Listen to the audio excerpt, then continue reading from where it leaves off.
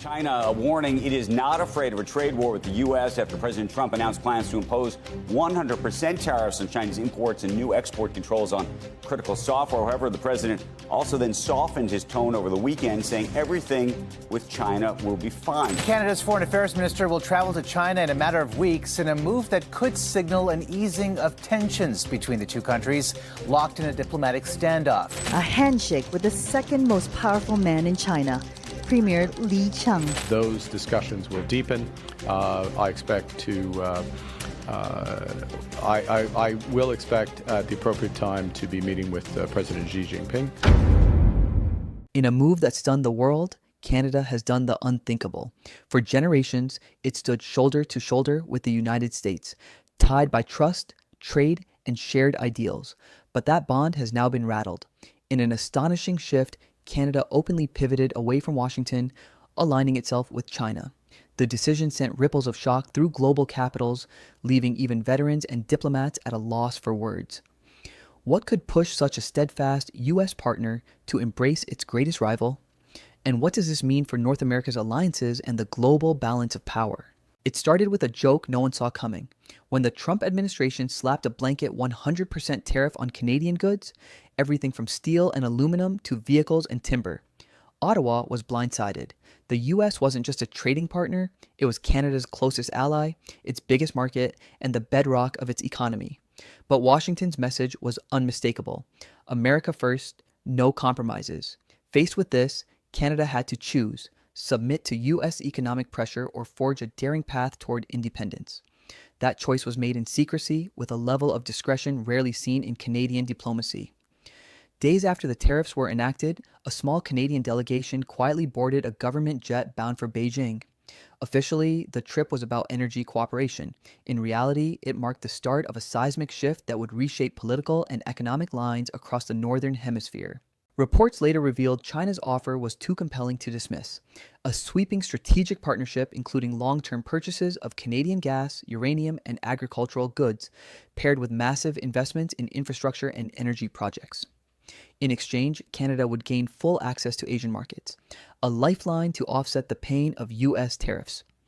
For Prime Minister Mark Carney, long a balancer between global superpowers, this was the moment of truth. In a televised address to the nation, Carney spoke of safeguarding Canadian livelihoods and asserting national sovereignty, earning roaring applause in Parliament. Washington's response was swift and furious. Within hours, Donald Trump took to social media, accusing Canada of exploiting the U.S. and vowing repercussions. But for the first time in modern history, Canada stood firm, no longer content to play the role of America's junior partner, but instead carving its own path as an independent power. Global observers quickly recognized the enormity of this shift. Economists called it economic separatism, while the Financial Times dubbed it a quiet northern revolution. The boldest moment came when Canada's foreign minister declared Ottawa's support for China's countermeasures against U.S. tariffs, a diplomatic bombshell. Behind this move was a calculated strategy. China, seeking reliable partners to secure vital resources amid rising tensions with the U.S., found a perfect match in Canada with its vast reserves of oil, gas, uranium, nickel, and rare earth elements. In return, Beijing offered investments in Canadian infrastructure, new Pacific ports, and low-interest credit through the Asian Infrastructure Investment Bank. In Washington, the reaction was one of disbelief. U.S. officials, caught off guard, scrambled to reconnect, but their calls went unanswered. As one senior source told the Wall Street Journal, American diplomats felt blindsided. Another official admitted, "We always saw Canada as an extension of us. Now it feels like they're gone." For Trump, the fallout was personal. He had often professed affection for Canada during his presidency, while grumbling about trade imbalances. Now his policies had achieved what no foreign rival could, pushing America's closest neighbor into China's orbit. Markets reacted instantly. The Canadian dollar soared, Chinese stocks climbed, and U.S. markets dipped amid fears of a fractured North American trade system. Canadian corporations wasted no time adapting.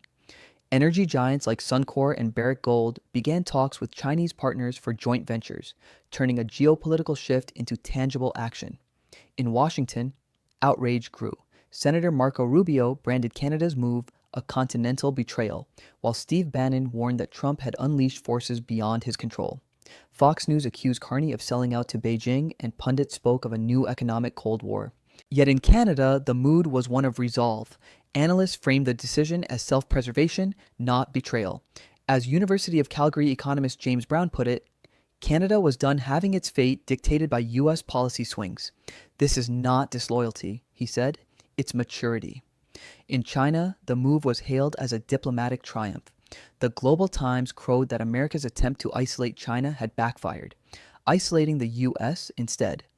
On Chinese social media, the Northern Partner became a viral sensation, racking up millions of views. To many in China, Canada's pivot signaled a global realignment, evidence that U.S. dominance was no longer ironclad.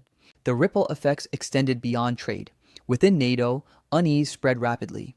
Though Canada remained a member, European officials questioned its reliability, with Brussels reportedly debating whether to limit Canada's access to sensitive NATO data, fearing leaks to Beijing through its new ties.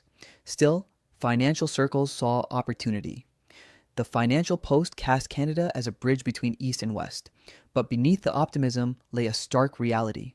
The U.S. had long relied on Canadian oil, gas, and minerals. If those resources now flowed to Asia, North America's power balance would shift dramatically.